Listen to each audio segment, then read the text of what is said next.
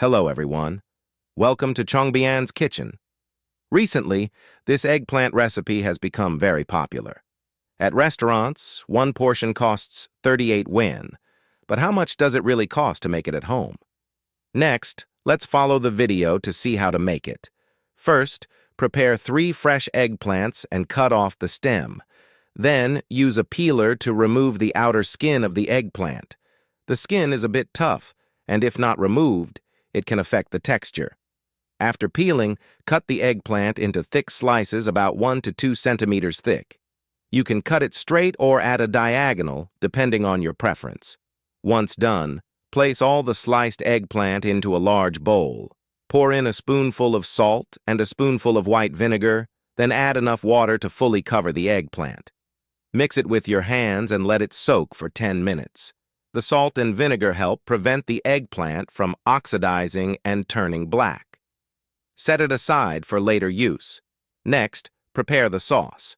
In an empty bowl, pour 1 tablespoon of sugar, 1 spoonful of white vinegar, a bit of light soy sauce, and some tomato ketchup.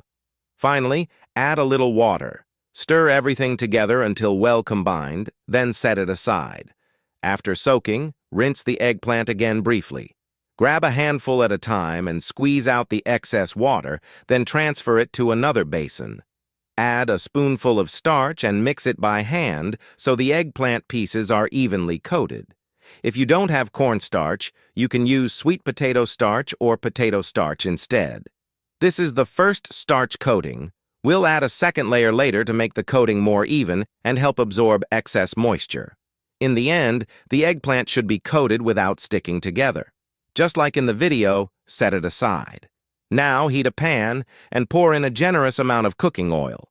Heat the oil to about 80 degrees hot. You can test the temperature by placing chopsticks into the oil. If bubbles appear around the chopsticks, the oil is ready.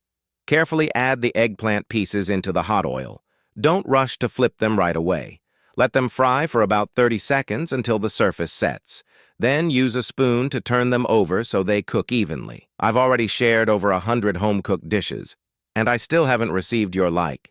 If you enjoy the video, please do.